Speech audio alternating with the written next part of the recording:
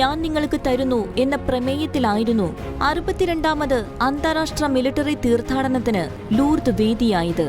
യുദ്ധം വിതയ്ക്കുന്ന ശത്രുതയുടെയും പ്രതികാരത്തിന്റെയും അസ്വസ്ഥതയുടെയും മാനസിക മുറിവുകളിൽ നിന്നും ശാരീരിക അനാരോഗ്യത്തിൽ നിന്നും സൗഖ്യം തേടി ലോകമെങ്ങും നിന്നുള്ള ക്രൈസ്തവ സൈനികർ തങ്ങളുടെ സ്വർഗീയ അമ്മയുടെ സവിധത്തിൽ ഒന്നിച്ചു ചേർന്ന അനുഗ്രഹിക്കപ്പെട്ട നിമിഷങ്ങൾക്കായിരുന്നു മെയ് 10 മുതൽ 16 വരെയുള്ള ദിനങ്ങളിൽ ഫ്രാൻസിലെ വിശ്വപ്രസിദ്ധമായ ലൂർദ് മരിയൻ തീർത്ഥാടന കേന്ദ്രം സാക്ഷ്യം വഹിച്ചത്.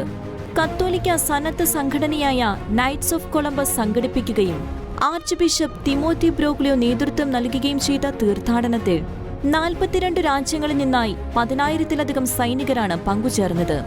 യുക്രൈനിലെ യുദ്ധം തീർത്ഥാടനത്തിന്റെ പ്രധാന നിയോഗമായിരുന്നു.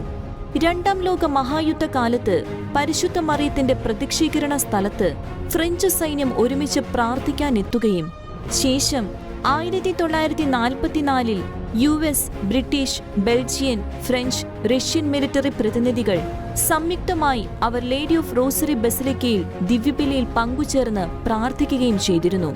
യുദ്ധശേഷം ഫ്രഞ്ച്, ജർമ്മൻ സൈനികർ ഒരുമിച്ച് തങ്ങളുടെ ശത്രുതകൾ മറന്ന് ക്രൈസ്തവരെന്ന നിലയിലുള്ള തങ്ങളുടെ മുഖമുദ്രയിൽ ഐക്യപ്പെട്ട് ഇവിടെ സമാധാന പ്രാർത്ഥനകൾ നടത്തുകയും ചെയ്തു.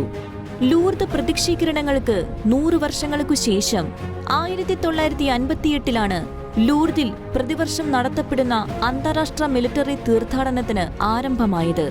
വിവിധ രാജ്യങ്ങളിൽ നിലവിൽ സൈനിക സേവനം ചെയ്യുന്നവരും സൈനിക ഉദ്യോഗത്തിൽ നിന്ന് വിരമിച്ചവരും അടങ്ങുന്നവർ അമ്മയുടെ ആലയത്തിലെത്തി വിശുദ്ധ കുർബാന അർപ്പിച്ചു. ജപമാല തിരിപ്രദക്ഷിണം നടത്തിയും ലൂർദിൽ സമ്മേളിച്ചത് ലോകം മുഴുവന്റെയും മുൻപിൽ വലിയ ക്രൈസ്തവ സാക്ഷ്യമായി മാറുകയായിരുന്നു.